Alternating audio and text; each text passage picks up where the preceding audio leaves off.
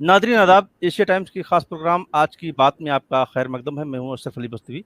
आज मेरे साथ दिल्ली एएमआईएम के प्रदेश अध्यक्ष कलीमुल हफीज साहब मेरे साथ हैं। कलीमुल हफीज साहब को प्रदेश अध्यक्ष की जिम्मेदारी संभाले 100 दिन हो गए, 100 दिन से बल्कि एक दो दिन आगे निकल गया है।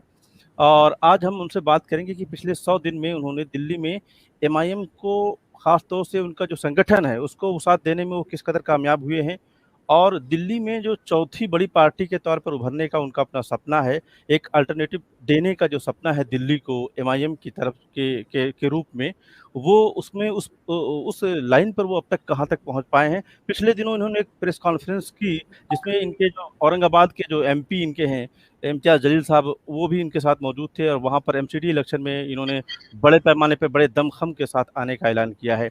इसके बाद से बहुत सारी हलकों में, खास तौर से कांग्रेस हो, आम आदमी पार्टी हो, इन दो पार्टियों के हलकों में खास तौर से एक हलचल सी पैदा हुई है। और वो इसलिए कि माइनॉरिटीज़ के जो वोट हैं वो ख़ास तौर से इन्हीं दो पार्टियों को जाने की हमेशा से रहा है, और आम आदमी पार्टी अब सबसे ज़्यादा ले रही है। तो इन दोनों पार्टियों के दरमियान एक बड़ी सी हलचल पैदा तो इन्होंने की है। तो मैं सबसे पहले तो आपको 100 दिन मुकम्मल होने पे कलीम साहब आपको मुबारकबाद दूँगा। तो बहुत-बहुत शुक्रिया आपका कि आपने मुझे समय दिया। तो मैं ये जानना चाहूँगा कि आपका ये 100 दिन कैसा गुज़रा? आपका भी बहुत शुक्रिया आपके इतने ख़ास और अहम चैनल पे बुलाने का। देखिए, ये 100 दिन बहुत ही ख़ास गुज़रे। अलबत्ता इस दौरान मुझे बुखार भी आया, फिर लॉकडाउन लग गया और उसी बीच में रमज़ान भी आ गए। तो इस वजह से काम की रफ्तार थोड़ी सुस्त रही, लेकिन हमने होम घर पे रहते हुए भी काफ़ी काम किए। आज हम एक पोस्टर भी रिलीज़ कर रहे हैं कि एआईएमआईएम दिल्ली के 100 दिन में 100 काम, और उन अच्छा, कामों का बाकायदा हम अपना एक इश्तिहार भी निकाल रहे हैं ताकि लोगों को पता चले कि हमने क्या क्या वो काम किए हैं। तो मैं समझता हूँ बहुत ही गैर मामूली रहे इस एतबार से ये 100 दिन, और मजलिस दिल्ली की इस्तकामत और इसकी शुरुआत और उसकी आने वाली ज़िंदगी के लिए बहुत ही कारामद ये 100 दिन गुजरे हैं। अच्छा, मैं एक चीज़ ये कहूँगा कि 3 महीने पहले आपने जॉइन किया, पार्टी 2015 में दिल्ली में आ चुकी थी और अपना काम कर रही थी। बहुत सारे छोटे-बड़े लोग उससे जुड़ रहे थे। आप उनकी जो काविशें हैं, उनकी काविशों को आपने आकर उसको और ज़्यादा मुनज़्ज़म किया है, आगे बढ़ाया है। कैसा रहा उनका जो पुराने जो आपके वर्कर्स रहे उनके साथ, और आगे बढ़ने का जो आपका अमल रहा है, अब तक कैसा रहा? देखिए, पुराने लोग जितने भी रहे उन्होंने मजलिस की खिदमत की और मजलिस को अपनी सलाहियतों से और अपनी कोशिशों से आगे बढ़ाने की कोशिश की। लेकिन हुँ। पिछले 5 बरस में कोई कोई स्ट्रक्चरल कोई अरेंजमेंट नहीं कर पाए, वो कोई ऐसा सिस्टम नहीं बना पाए थे कि जिससे कि पार्टी का वजूद इलेक्शन लड़ने के लिए, या और दूसरी जो इस तरह से सियासी पार्टियां अपना एक अपना मोर्चा बनाती हैं, उस वो उतना मोर्चा नहीं था। तो जब मैंने ज्वाइन किया 19 मार्च को मेरी तकर्री हुई, उसके बाद मैंने इसको अक्सर 9 से शुरू किया और जी। उसको बाकायदा एक प्रोफेशनल अप्रोच दे के उसके सारे सेल मुरतब किए। रिसर्च सेल बनाया, मीडिया सेल बनाया, आईटी सेल बनाया, सोशल एंड कल्चरल विंग बनाई, अभी लेडी विंग अभी पाइपलाइन में है। उसके फिर उनके जिम्मेदार बनाए, फिर उनके लिए उनके रूल्स एंड रेगुलेशन वो बनाए, फिर उनको काम करने के लिए उनके प्रोग्राम बनाए। तो बड़ा वक्त हमारा जो गुजरा है वो अभी प्लानिंग में गुजरा है। खासतौर से अभी जी। पेपर वर्क किया हमने कि कौन कौन से इलाकों में किन किन उसूलों पे, कौन कौन से मुद्दों पर किस किस तरह से हम काम करेंगे। सबसे बड़ा काम हमारा जो है वो सोशल एंड कल्चरल ऑर्गेनाइजेशन का है, जो एक बहुत बड़ा ब्रोशर आ रहा है। उसके साथ जैसे अभी हमने यूनिवर्सिटीज़ की एडमिशन हेल्प डेस्क की शुरुआत की है, उसके साथ ही हम ला रहे हैं एक ऑल दिल्ली डिबेट कंपटीशन लेकर आ रहे हैं कि जो दिल्ली में क्या मुस्लिम सियासी जमात की ज़रूरत, मौक़े या मवाने या मुश्किलात हैं, उस पर हम लेकर आ रहे हैं। एक हम ऑल दिल्ली क़िराअत कंपटीशन लेकर आ रहे हैं। इसी तरह से हमने डिजिटल मेंबरशिप लॉन्च की ताकि लोगों को हम तक ना आना पड़े या हमें उन तक ना जाना पड़े। वो अगर हमारे चाहने वाले हैं तो हमारे डिजिटली वो हमसे जुड़ जाएं। उससे पहले एक वेबसाइट हमने बनाई ताकि ये सारा डाटा वहाँ पे स्टोर हो सके। तो इस तरह के जो बुनियादी काम है किसी इदारे को चलाने के लिए, किसी पार्टी को चलाने के लिए, उन कामों को करने में हमारा अच्छा खासा वक्त लगा। अल्हम्दुलिल्लाह अब वो सारे प्लेटफॉर्म बिल्कुल तैयार हैं। कई सारे प्रोजेक्ट लॉन्च हो चुके हैं और कई सारे अभी प्रोजेक्ट लॉन्च होने की कतार में हैं और इंशाल्लाह कई सारे प्रोजेक्ट अभी कुछ दिन के बाद लॉन्च होंगे। जी, मेरा एक सवाल ये था कि क्या दिल्ली में एमआईएम जो है अपनी कोई जगह बना पाने में कामयाब हो पाएगी? आप इसको लेकर के कितना पुरुउम्मीद हैं और उसके पास उसका जो आप जो खाका पेश करते हैं कि कैसे? एक सवाल पैदा होता है लोगों के ज़हन में, आखिर ये कैसे मुमकिन है कि चौथी पार्टी एमआईएम आकर के मुसलमानों को फ़ोकस करने वाली सिर्फ़ पार्टी है, वो अपनी जगह बनाएगी और एक मज़बूत जगह बनाएगी। ऐसा जो आपका मानना है, ये कैसे आप लोगों को समझा पाएँगे आप, दिल्ली के लोगों को? ये बिहार के बाद गुजरात में ये कामयाबी दोहराई गई। उन्हें सिर्फ 15 दिन का वक्त दिया गया गुजरात में और 15 दिन की तैयारी में ही उन्होंने गुजरात में वो तारीख रकम कर दी जो किसी मुस्लिम पार्टी ने या छोटी पार्टी ने इतने कम वक्त में नहीं की थी। तो इसलिए दिल्ली में तो पहले से एमआईएम मौजूद है, वो चाहे काम उसका किसी सतह का हो लेकिन नाम और थोड़ा उसका जिक्र तो था। अब बिल्कुल। मुझे जो दी जिम्मेदारी, इसमें मेरे पास अभी वक्त भी है, उसके साथ साथ दिल्ली जो है ना वो पॉलिटिकली मोस्ट अवेयर्ड स्टेट है। यहाँ की जो आवाम है वो डिजिटली कनेक्टेड है, वेल इन्फॉर्म्ड है, वेल कल्चर्ड है, वेल एजुकेटेड है, वेल इक्विप्ड है। तो इस आवाम को समझाना बड़ा आसान है, जल्दी पहुंच जाती है बात। दूसरी बात यह है कि जो जो तबकात हाशिए पे चले गए हैं, खासतौर से बीजेपी, कांग्रेस और आम आदमी पार्टी की सियासी गलतियों की वजह से या इनकी नीयत खराब होने की वजह से, वो जाहिर बात है दो तबके हैं उसमें। नंबर 1 पे आते हैं मुस्लिम जो बिल्कुल नीचे चले गए हैं, उसके बाद हैं दलित। तो इन दोनों तबकात पे हम काम कर रहे हैं और इन दोनों तबकात का जो हमें रेस्पॉन्स मिला है 100 दिन में, ये गैर मामूली है और इतना शानदार रेस्पॉन्स है कि मैं ये समझता हूं कि आइंदा आने वाले एमसीडी चुनाव के जो नतीजे होंगे वो इंशाअल्लाह चौंकाने वाले होंगे। आपकी जो मीटिंग हुई इम्तियाज जलील साहब के साथ, जो प्रभारी भी हैं दिल्ली के, उसमें क्या खास बातें रहीं? कौन से एजेंडे आपके थे जिसको आने वाले 6 महीने में अगर मैं आपसे बात करूं तो उन्हें सर करना आपको है? देखिए, पहले तो हमें जो पॉलिटिकली एजेंडा है हमारा वो ये है कि अल्पसंख्यक में मुस्लिम, सिख और क्रिश्चियन भाई, इन तीनों को हमें इकट्ठा करना है, उसके साथ दलित। तो ये तो सियासी एजेंडा है कि ये तीनों चारों तबकात मिलके बैठते हैं, तकरीबन 50% पॉलिटिकल जो पॉपुलेशन है इंडिया दिल्ली की उसके 50% बैठते हैं। दूसरा हमारा एजेंडा ये है कि जो इन तबकात की जो जरूरत है, सबसे पहले इनकी जरूरत है तालीम, उसके बाद जरूरत है इनकी सेहत, उसके बाद जरूरत है इनकी सड़क और सफाई, उसके बाद जरूरत है इनका रोजगार, क्योंकि माशी तौर से भी ये पीछे है। अच्छा, इन्हीं पे सारे जुल्म ढाए जाते हैं, चाहे दंगों की मार हो तो इन पे होती है, एनआरसी सीए प्रोटेस्ट के लिए निकले तो पुलिस की मार हो तो इन पर होती है, जब कोरोना जैसी महामारी जब आती है तब भी यही लोग मरते हैं, इन्हीं को अस्पतालों में जगह नहीं मिलती, यही बेचारे सरकारी अस्पतालों के बाहर पड़े पड़े बाहर सड़कों पे या एम्बुलेंसेज में मर जाते हैं और मरने के बाद फिर इनको कब्रिस्तान या शमशानों में जगह नहीं, शमशान घाटों में जगह नहीं मिलती, वहां पे भी ये रुस्वा होते हैं।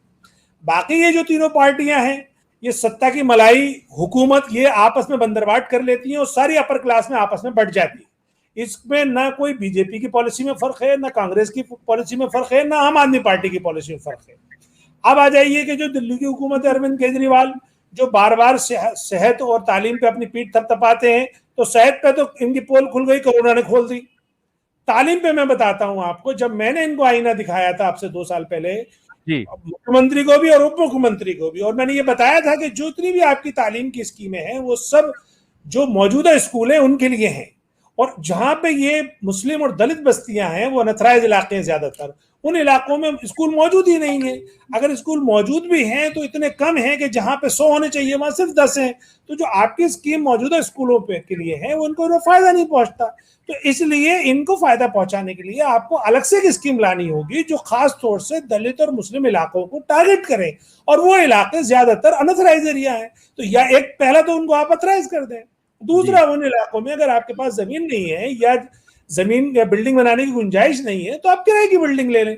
उस पर उन्होंने हाँ की थी, वजीर तालीम ने भी हाँ की थी, वजीर खजाना ने भी हाँ की थी, वजीर आला ने भी हाँ की थी, और वो प्रोजेक्ट शुरू भी हुआ था और वो प्रोजेक्ट उन्होंने फिर बीच में रोक दिया, क्योंकि ये इश्तिहार छपवाने के लिए, एडवर्टाइजमेंट के लिए तो गरीबों के मसीहा है, काम करने के नाम से ये बिल्कुल अपनी इनको सांप सूंघ जाता है और ये भाग जाते हैं। अभी स्कूल के मामले में जहां मुझसे इन्होंने 250 स्कूल का वादा किया था, अरविंद केजरीवाल साहब या आम आदमी पार्टी बिल्कुल खामोश। इसी तरीके से बीजेपी सेहत के मामले में, प्राइमरी एजुकेशन के मामले में, सफाई के मामले में उसने सारे गंदगी के रिकॉर्ड तोड़ दिए दिल्ली ने इनके 3 साल के टर्म में। तो इसलिए ये दोनों सरकारें, जो मरकजी और एमसीडी और सूबाई, ये दोनों सरकारों ने आवाम को मायूस किया है। वो जो उनकी मायूसी है उसको पुर करने के लिए, या इनके थ्रू जो सियासी खला हुआ है उस सियासी खला को पुर करने के लिए मजलिस कोशा है। यही मजलिस का रोड मैप है, यही मजलिस का एजेंडा है। आप देखेंगे कि जब हम गलियों में आवाम के सामने जाएंगे तो मुझे उम्मीद है कि उनका हमें 100% समर्थन मिलेगा। आपसे मैं एक सवाल ये पूछूंगा कि एक लंबे समय तक, जैसा जिसका आपने जिक्र किया कि आम आदमी पार्टी के साथ आपका एक एसोसिएशन रहा है और आपने कोशिश उनसे, अपने जो अमानतुल्लाह एमएलए हैं उनके साथ मिलकर के आपने कोशिश भी की थी कि स्कूल यहाँ पर कायम हो, उसके आपने प्रपोजल भेजे, बाद में वो जैसा कि आपने बताया कि रिजेक्ट कर दिया उन्होंने। आम आदमी पार्टी के साथ एक लंबा समय गुजरा है, मैं पिछले 3 महीने में देख रहा हूँ कि लगातार आप आम आदमी पार्टी की पॉलिसियों को आप काउंटर करते रहे हैं, उनको एक तरह से नाकाम या नाकाफ़ी बताते रहे हैं। क्या आम आदमी पार्टी बिल्कुल एक तौर पर हर महाज पर फेल हो चुकी है या कुछ कर भी रही है? देखिए, आम आदमी पार्टी का मैं बार बार जिक्र इसलिए करता हूं कि इन दोनों तबकों ने, मुसलमानों ने और दलितों ने 100% समर्थन दिया आम आदमी पार्टी। पहले वो देते थे कांग्रेस को, जब कांग्रेस से वो मायूस हो गए और उनके साथ उनको गद्दारी की कांग्रेस ने, तो कांग्रेस, इन दोनों तबकात ने उसको छोड़ के आम आदमी पार्टी का दामन थामा। उसमें मैं भी था, मैंने भी भरपूर समर्थन दिया, हर तरीके से उनको सपोर्ट किया, उनको आइडियाज दिए, उनको यहां तक किया, कहा मैंने कि भाई जिस तरीके से तेलंगाना में मजलिस की तर्ज पर, मजलिस के कहने पर तेलंगाना हुकूमत ने गरीबों के लिए ऐसे स्कूल और अस्पतालों और शादी मुबारक स्कीम, इस तरह की ढेर सारी स्कीम्स हैं उन्होंने शुरू की है, तो आप दिल्ली में क्यों नहीं शुरू कर रहे? आप भी कर दीजिए। इन्होंने हाँ भी की। आपने कहा ना कि इन्होंने प्रोजेक्ट रिजेक्ट कर दिया आपके प्रपोजल को, इन्होंने प्रोजेक्ट रिजेक्ट नहीं किया, इन्होंने मेरा प्रपोजल एक्सेप्ट किया। इन्होंने वक्फ बोर्ड से कहा कि आप काम करिए। वक्फ बोर्ड ने बाकायदा एक एजुकेशन कमेटी बनाई, उस एजुकेशन कमेटी का मैं आज भी कन्वीनर हूं। उस एजुकेशन कमेटी ने काम शुरू कर दिया, उसके तहत एक हमने डिप्टी डायरेक्टर अपॉइंट कर लिया, 17 प्रिंसिपल्स का इंटरव्यू लेके उनको शॉर्टलिस्ट कर लिया, और 6000 टीचर्स की एप्लीकेशन में से उनका इंटरव्यू लेके 600 टीचर हमने शॉर्टलिस्ट कर लिए। यहां तक काम चला गया। उसके बाद अचानक मुख्यमंत्री और उप मुख्यमंत्री का फोन आता है और उसके कहते हैं कि इस प्रोजेक्ट को रोक दीजिए। अल्लाह जाने उन्हें क्या उन्हें ये तकलीफ हुई कि कहीं ऐसा ना हो कि ये प्रोजेक्ट चला जाए, कामयाब हो जाए और गरीबों को फायदा हो जाए, तो शायद वो इनका बंधुआ वोट ना रहे। इसलिए मुझे सबसे ज्यादा इनसे नाराजगी है। इन्होंने चूंकि उस चलते हुए प्रोजेक्ट को रोका है, मैं सियासत में सिर्फ उसी प्रोजेक्ट की खातिर आया। अब तो चूंकि मैं मजलिस में आ गया और मजलिस की अपनी एक शानदार तारीख है, उनको 63 साल इतना रिकॉर्ड है हैदराबाद का, और हैदराबाद और दिल्ली की चूंकि डेमोग्राफी, जियोग्राफी, कल्चर और जबान और फूड सब मिलता है, तो वहां की कामयाबी यहाँ पे दोहराना आसान है। तो मैं भी समझता हूं कि इसका मुझे फायदा उठाना चाहिए और उस मॉडल को, हैदराबाद मॉडल को दिल्ली में लागू करना चाहिए। इसलिए मैं बार बार अरविंद केजरीवाल साहब को ये बात, उनको निशाना बना रहा हूं, क्योंकि उनको सब लोग पढ़ा लिखा मुख्यमंत्री समझते हैं। जब पढ़ा लिखा मुख्यमंत्री ऐसे वादा खिलाफी करता है, जब मुसलमान दंगों में तकलीफ में थे, जब मुसलमान कोरोना की मार से कराह रहे थे, जब मुसलमान दिल्ली पुलिस की एनआरसी के प्रोटेस्ट में जुल्म का शिकार हो रहे थे, उस वक्त इस शख्स ने उनको अकेला छोड़ दिया था। तो जब इस शख्स ने उनको अकेला छोड़ दिया था, क्या उनकी तकलीफ इस शख्स तक नहीं जानी चाहिए? आखिर उस आम आदमी पार्टी के एमएलए तो ये बात कहेंगे नहीं, क्योंकि वो अपनी पार्टी की इससे बंधे हुए हैं, उनके खिलाफ नहीं बोल सकते। तो जाहिर बात है कि मेरी जिम्मेदारी है, मेरे जैसी पार्टी की जिम्मेदारी है कि वो सच्चाई अवाम के सामने लाए। आज हम अवाम के सामने वो अरविंद केजरीवाल साहब का चेहरा ला रहे हैं जो अवाम नहीं जानती थी। एक और बात मैं आपको मजेदार बता दूं अशरफ भाई, कि ऐसे पढ़े लिखे मुख्यमंत्री ने उर्दू अकेडमी का ऐसा वाइस चेयरमैन बनाया जो उर्दू से वाकिफ नहीं है, ना वो उर्दू बोल सकता है, ना लिख सकता है, ना पढ़ सकता है। आप समझ सकते हैं कि वो उर्दू की क्या खिदमत करेगा। इसी तरीके से उन्होंने दिल्ली माइनॉरिटी कमीशन जैसा इदारा, जो एक कोर्ट की हैसियत रखता है, जिसे फैसले करने होते हैं, जो सेंसिटिव इशू को डील करता है, यानी फिरका वाराना जब इश्यूज आते हैं तब उनको डील करता है, ऐसे इशू को डील करने के लिए भी बिल्कुल नाअहल आदमी बिठा दिया, जिसको मेरे ख्याल से माइनॉरिटी कमीशन पूरा वो लिख भी नहीं पाएगा। इतने भी अहल नहीं है। इसी तरीके से उन्होंने अभी हज कमेटी का हाल किया है। हज कमेटी में भी एक ऐसे आदमी को भेज दिया जो प्योर बिजनेसमैन है, जिसने कभी पूरी जिंदगी कोई खिदमत का काम नहीं किया, कभी किसी ओहदे पे नहीं रहा, कुछ वो जानता भी नहीं है, उस शख्स को लाके हज कमेटी का चेयरमैन बना दिया। अरे भाई अरविंद केजरीवाल साहब, आप मजाक कर रहे हैं क्या? क्या आपकी पार्टी में कोई पढ़ा लिखा आदमी नहीं है? क्या आपकी पार्टी में कोई ऐसा ऐसा अहल आदमी नहीं है जो इन इदारों को आप दे सके? आप सियासत के नाम पे सब कुछ कुर्बान कर देंगे? आप क्या समझते हैं, क्या क्या मुस्लिम इदारे या अकलियतों के इदारे कोई आपकी इजारेदारी है, जागीर है? लेकिन नहीं, अरविंद केजरीवाल साहब का जो काम करने का स्टाइल है वो यही है कि वो हमेशा हट धर्मी से काम करते हैं। वो समझते हैं जो मैं कहूंगा अवाम वही समझेगी। लेकिन अब वक्त बदल गया है, अब मजलिस सरगर्म है दिल्ली में। मजलिस अब हर जख्म का हिसाब लेगी, हर मुद्दे पर, हर इशू पे अपनी बेबाक राय रखेगी। और अशरफ भाई, मैं आपको यकीन दिलाता हूं, अभी तो शुरुआत है, अभी आप आने दीजिए। ये जो भरम बना रखा था, ये जो इन्होंने झूठा प्रचार कर रखा था कि अरविंद केजरीवाल साहब बहुत कुछ जानते हैं, अरविंद केजरीवाल साहब को सारी दुनिया का ज्ञान है, अब हम पूछेंगे कि कौन से ज्ञानी मुख्यमंत्री हैं, तुमने आखिर की वादा हमसे क्यों कराते जब पूरा नहीं कर सकते थे? मैं आपको वीडियो तो रिलीज करूंगा। और मैं समझता हूं कि जब वो मीटिंग हुई थी दोनों मुख्यमंत्री और उप मुख्यमंत्री की, उसमें आप शामिल थे, आप गवाह हैं उस बात के कि जहां पे उन्होंने हाँ की थी। तो इसलिए ऐसा नहीं है कि हमेशा एक वक्त रहता है, ये तो कुदरत का उसूल है, वक्त बदलता रहता है। अरविंद केजरीवाल साहब ने लोगों के सामने झूठ बोल बोल के अपने प्रचार को बड़ा चढ़ा के बता करके लोगों के आंखों में धूल झोंकी, लेकिन अब इंशाल्लाह बहुत जल्दी सच्चाई अवाम के सामने आएगी। जी ठीक है, ये तो रही अरविंद केजरीवाल की बात। मैं ये कहूँगा, जब आप इलेक्शन में उतरेंगे आने वाले 6-8 महीने के बाद, तो अरविंद केजरीवाल ही नहीं होंगे या उनकी पार्टी ही नहीं होगी, कांग्रेस पार्टी भी होगी। कांग्रेस के भी मुसलमान जो कांग्रेस का भी वो वोटर रहा है और बहुत लंबे समय से वोटर रहा है। और कांग्रेस ये समझती है आमतौर पर कि मुसलमान उसका बहुत ही पुराना वोटर है और वो दोबारा कहीं से भी जाए लौट करके मेरे पास ही आएगा। तो इसकी कोशिश वो फिर करेगी, दोबारा करेगी। तो कांग्रेस के हवाले से कांग्रेस भी आपका एक तरह से पोजीशन, एक बड़ी पोजीशन के तौर पर आपके सामने होगी, उसे डील करने का क्या मंसूबा रखते हैं? देखिए, कांग्रेस ही के जख्म का ये नतीजा है कि आज हम दलितों से भी नीचे हैं। ये कांग्रेस के ही दिए हुए तोहफे हैं। तो इसलिए, और वैसे भी कांग्रेस का तो अपना अभी लीडरशिप उनकी इतनी मौजूद ही नहीं है, न स्टेट में लीडरशिप मौजूद है, न मरकज में उनके पास स्टेट लीडरशिप। तो कांग्रेस तो कहीं कोई लड़ाई में है नहीं। फिर भी वो, चूंकि उसको ये गलतफहमी है कि मुस्लिम उसका कोई बंधुआ वोट है, उसने कोई खरीद रखा है, वो जरूर ये झूठा प्रचार करेगी कि साहब एमआईएम के आने से वोट कट जाएगा, एमआईएम के आने से बीजेपी को फायदा हो जाएगा। तो उसको हम यहाँ अभी से हमारे पास ये जो भी हम जवाब तब भी देंगे, और आज भी हम ये दे रहे हैं कि जब एमआईएम नहीं थी तब भी कांग्रेस जीरो पे कैसे चली गई, और लगातार 2 इलेक्शन में जीरो पे आई है, लगातार एमसीडी में रिजेक्ट हुई है तीनों बारों से, लगातार मरकज में 7 सीटों से उसे भगाया गया है। तो एमआईएम तो लड़ी नहीं। इसी तरीके से एक नैरेटिव और ये आम आदमी पार्टी भी चलाएगी कि ये साहब बीजेपी की बी टीम है और बीजेपी को ये फायदा पहुंचाएंगे।